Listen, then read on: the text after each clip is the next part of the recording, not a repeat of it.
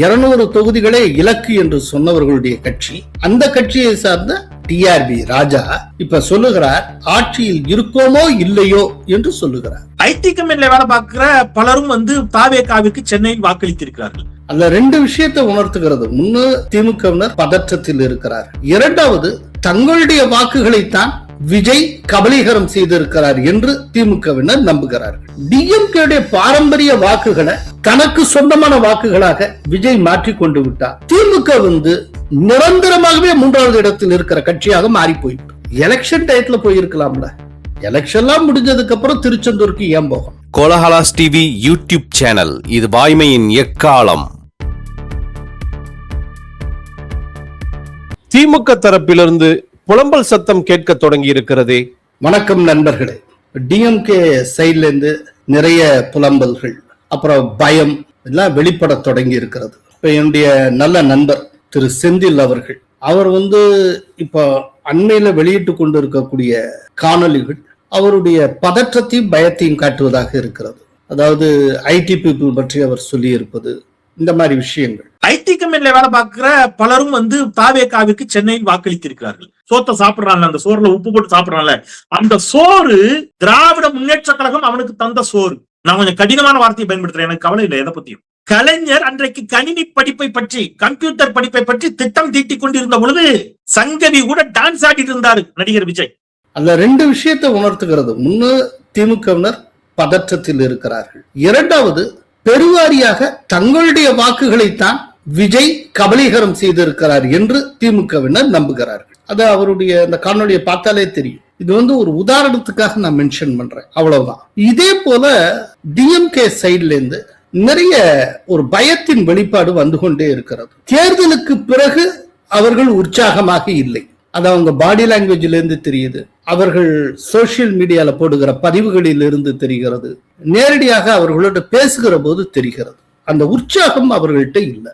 இதுக்கு ஒரு நல்ல உதாரணம் சொல்லணும் அப்படின்னா, டிஆர் பாலுவுடைய மகனும் மன்னார்குடி தொகுதியினுடைய டிஎம்கே வேட்பாளருமான டாக்டர் டிஆர்பி ராஜா, அவருடைய எக்ஸ் பதிவு ஒரு நல்ல உதாரணம். ஏப்ரல் 25ஆம் தேதி மாலை அவர் ஒரு முக்கியமான விஷயத்தை பதிவிட்டு இருந்தார். அவருடைய எக்ஸ் பதிவுல அவர் என்ன கூறியிருந்தார் அப்படிங்கறத பார்க்கலாம். ஆட்சியில இருக்கோமோ இல்லையோ, திமுக காரன் எப்பவுமே ஃபயராகவே இருக்கிறது எப்படின்னு மற்றவங்களால எப்பவுமே புரிஞ்சுக்க முடியாது. இது சிட்டிங் மினிஸ்டராக இருக்கக்கூடிய டிஆர்பி ராஜா போட்ட பதிவு. இதுல முக்கியமா நம்ம கவனிக்க வேண்டியது என்னன்னா, ஆட்சியில இருக்கோமோ இல்லையோ அப்படின்னு அவர் சொல்லி இருக்கிற அந்த ஒரு வாசகம். ஆட்சியில இருக்கோமோ இல்லையோன்னு ஏன் சொல்லணும்? அப்படின்னா இல்லாமல் போவோம் அப்படிங்கிற ஒரு எண்ணம் அவர்களுக்கு எப்படி வந்தது? தோல்வி பயத்துல இருக்கிறவங்க தான் இப்படி பேச முடியும். அதாவது தேர்தலுக்கு முன்பு வரை 200 தொகுதிகளே இலக்கு என்று சொன்னவர்களுடைய கட்சி,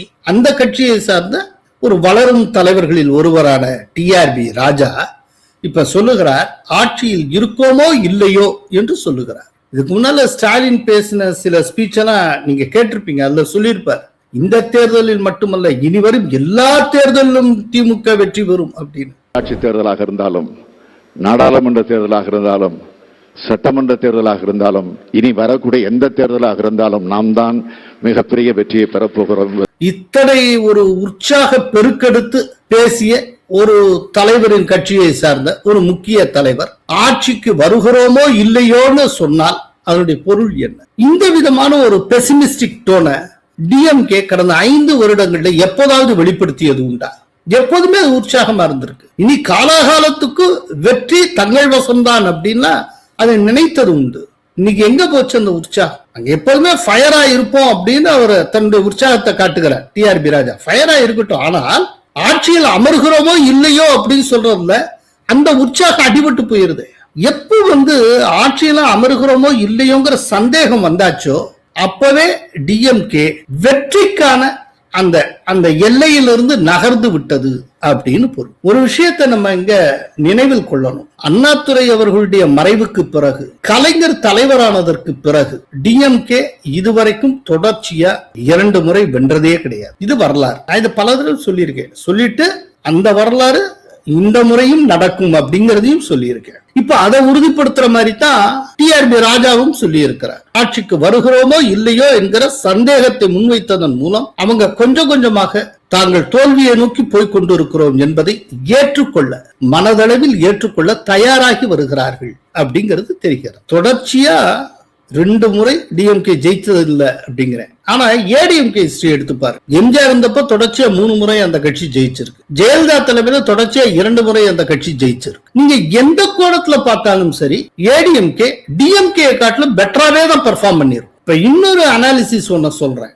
அதாவது டிஎம்கே எப்போதெல்லாம் ஆளுங்கட்சியாக இருந்து விட்டு எதிர்கட்சி வரிசையில் அமர்ந்ததோ அப்போதெல்லாம் அந்த தேர்தல்களில் திமுக எத்தனை தொகுதிகளை வென்றிருக்கிறது அப்படிங்கறத பார்ப்போம். ஒரு உதாரணத்துக்கு 1996 தேர்தலில் திமுக பெற்றது 2 தொகுதிகள். 2001 தேர்தலில் திமுக பெற்றது 31 தொகுதிகள். 2011 தேர்தலில் திமுக வென்றது 23 தொகுதிகள். சோ ஆளுங்கட்சி திமுக எதிர்கட்சி திமுகவாக மாறிய போது அது பெற்ற அதிகபட்ச தொகுதிகளை 31 தான். அதே நேரம் ஆளுங்கட்சியாக இருந்து விட்டு எதிர்கட்சி வரிசையில் அமர்ந்த போதெல்லாம் அதிமுக வென்ற தொகுதி விவரங்களை பார்க்கலாம். 1989 தேர்தலில் 27 தொகுதிகளை வென்றது ஏடிஎம்கே ஜே அணி. அப்போ ஏடிஎம்கே உடைஞ்சு ஜெயலலிதா அணி, ஜானகி அணி என்று பிளவுண்டு இருந்ததை நாம் மனதில் கொள்ள வேண்டும். அப்படி பிளவுண்டு இருந்த ஒரு அணிக்கே 27 சீட்டு கிடைச்சது. 1996 தேர்தலில் 4 தொகுதிகளில் மட்டும் அதிமுக வென்றது. அந்த தேர்தலில் ஜெயலலிதாவே தோற்று போனார். 2006 61 தொகுதிகள். 2021 தேர்தலில் 66 தொகுதிகள். ஜெயலலிதா மறைவுக்கு பிறகு எத்தனையோ குழப்பங்கள் ஏற்பட்ட நிலையில் எடப்பாடியாரை முதல்வர் வேட்பாளராக முன்னிறுத்தி 66 தொகுதிகளில் வென்றது அதிமுக. 2006 ஜெயலலிதா தலைமையில் அதிமுக வென்றதை விட 5 தொகுதிகளில் கூடுதலாகவே வென்று காட்டினார் எடப்பாடியார். சோ இந்த அடிப்படையில் யோசிச்சீங்கன்னா எந்த விதத்தில் பார்த்தாலும் திமுகவை விட அதிமுக ஒரு வெற்றிகரமான கட்சியாக செயல்பட்டு வந்திருக்கிறது. இப்ப இதெல்லாம் டிஎம்கே தலைவர்களுக்கு தெரியும். அதுலயும் டிஆர்பி ராஜாலாம் ஒரு இன்டலெக்சுவல் மாதிரி. இப்ப இதெல்லாம் யோசிச்சுதான் அவர் ஒரு எக்ஸ் பதிவிடுகிறார். அந்த தோல்வி அடைவோம் என்கிற அந்த விரக்தி, அந்த வேதனை, அந்த கவலை அவருடைய எக்ஸ் பதிவில் தன்னையும் அறியாமல் வெளிப்பட்டு இருக்கிறது. இப்ப இவ்வளவு நான் சொன்னேன் இல்லையா, அதாவது டிஎம்கே ஆளுங்கட்சியா இருந்து எதிர்கட்சியா வந்தால் என்ன சாதிச்சிருக்கு அப்படின்னு. இப்ப இந்த கணக்கு வழக்குகள் அடிப்படையில ஜேவிசி ஸ்ரீராம் நேற்று இரவு ஒரு எக்ஸ் பதிவிட்டு இருந்தார். அதுல அவர் என்ன கூறியிருந்தார்னு பார்ப்போம். DMK has become history. It looks like they can never come back to power. அதாவது திமுக ஒரு சரித்திரமாகி விட்டது, திரும்ப எந்த காலமும் ஆட்சிக்கு வரமாட்டோம் என்பதாக தோன்றுகிறது. The sun has set forever. என்றென்றைக்குமாக சூரிய அஸ்தமனம் ஆகிவிட்டது. அதாவது சூரிய அஸ்தமனம் நிரந்தரம் அப்படிங்கிற அர்த்தத்துல ஜேவிசி ஸ்ரீராம் ஒரு பதிவிட்டு இருந்தார். சோ இனி திமுக எந்த தேர்தலையுமே ஜெயிக்காது அப்படின்னு ஜேவிசி ஸ்ரீராம் சுட்டி காட்டுகிறார். இது கம்ப்ளீட்டா அப்படியே ஸ்டாலின் இதுவரைக்கும் என்ன சொல்லி வந்தாரோ அதுக்கு நேர ஆப்போசிட்டா இருக்கு. ஸ்டாலின் இந்த தேர்தலில் மட்டுமல்ல, இனி வரக்கூடிய எல்லா தேர்தலிலும் திமுகவே வென்றுவிடும் போல் இருக்கிறதே அப்படின்னு புலகாங்கிதம் அடைந்து கூறியிருந்தார். ஜேவிசி இந்த தேர்தலோடு சேர்த்து இனி வரக்கூடிய எந்த தேர்தலையும் டிஎம்கே ஜெயிக்காது, சூரிய அஸ்தமனம் நிரந்தரம் அப்படின்னு அவர் சொல்லி இருக்கிறார். ஜேவிசி ஒரு சிபாலஜிஸ்ட், அவர்கிட்ட நிறைய ஸ்டாட்டிஸ்டிக்ஸ் உண்டு.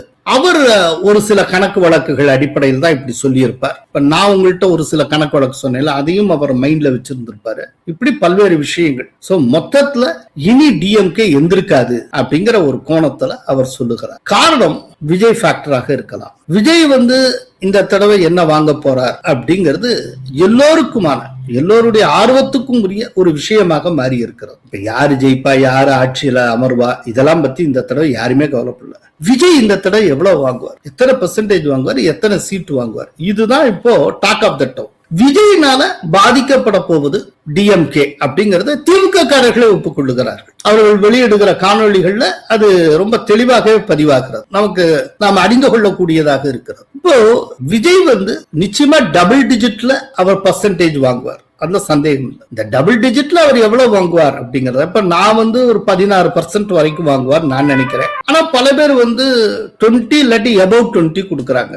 மே 4ஆம் தேதி தெரிஞ்சிடும், பொறுத்திருந்து பார்க்கலாம். பட் எப்படினாலும் டபுள் டிஜிட்டுக்கு வருவார் அப்படின்னு சொல்றாங்க. இந்த ஒரு விஷயம் நம்ம கவனிக்கணும், அவர் டபுள் டிஜிட்டுக்கு வந்துட்டாருனாலே அவர் வந்து ஒரு பொலிட்டிக்கல் ஃபோர்ஸ் ரெக்கக்னைஸ் பண்ணித்தான் ஆகணும், அது எந்த சந்தேகமும் கிடையாது. அப்படிங்கிறப்போ அவர் வந்து ஒரு பொலிட்டிக்கல் ஃபோர்ஸா எமர்ஜ் ஆனார்னா அவர் சாப்பிடக்கூடிய அத்தனை ஓட்டும் டிஎம்கே ஓட்டு, அதுக்குள்ள சந்தேகமே கிடையாது. ஏன்னா most of SC ST votes ஃபுல்லா அவர் நோக்கி போகுது. அது இதுக்கு முன்னால திருமாவளவனுக்கும் அதே போல டிஎம்கேக்கும் விழுந்து கொண்டிருந்த ஓட்டு, டிஎம்கே கூட்டணியை நோக்கி விழுந்து கொண்டிருந்த ஓட்டு. இப்ப இதை உணர்ந்தனால தான் திருமாவளவன் இந்த தேர்தலுக்கு பின்னால ஒரு பெரிய மாற்றம் இருக்கு, இந்த டைத்துல நம்ம டெல்லியில உட்கார்ந்தா வேலைக்கு ஆகாது அப்படின்னு நினைச்சு காட்டுமன்னார் கோயில்ல தானே போட்டியிட வேண்டும் என்று விரும்பி தன்னுடைய பெயரையும் அவர் அறிவித்தார், காட்டுமன்னார் கோயில் கேண்டிடேட்டா.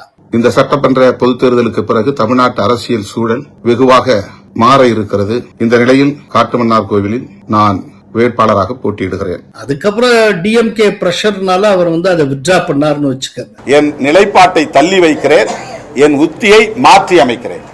நான் போட்டியிடுவதாக அறிவிக்கப்பட்ட காட்டுமன்னார் கோவில் தொகுதியில் மறைந்த தலைவர் ஐயா இளைய பெருமாள் அவர்களின் இளைய மகன் ஜோதிமணி அவர்கள் வேட்பாளராக போட்டியிடுவார். சோ அவர் போட்ட கால்குலேஷன்ல தப்பு இல்லை. ஏன்னா மிகப்பெரிய டேமேஜ விஜய் உருவாக்குகிறார். அவர் கை வைக்கக்கூடிய கம்யூனிட்டி, பரவலா அவர் கை வைக்கக்கூடிய கம்யூனிட்டி எஸ்சி எஸ்டி. அந்த கம்யூனிட்டி தான் திருமாவளவனுடைய ஓட் பேங்க்.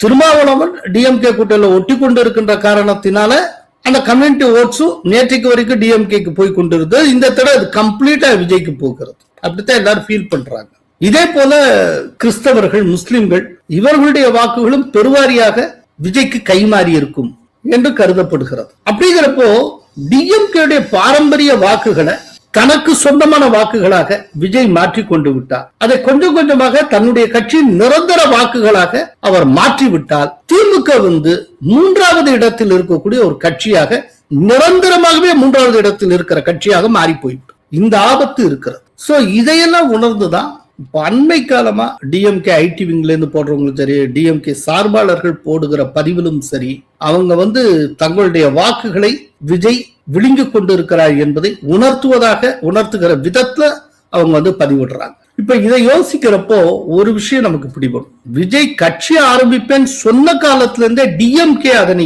ஏன் தீவிரமாக எதிர்த்து வந்தது அப்படிங்கறத நாம் புரிந்து கொள்ளலாம்.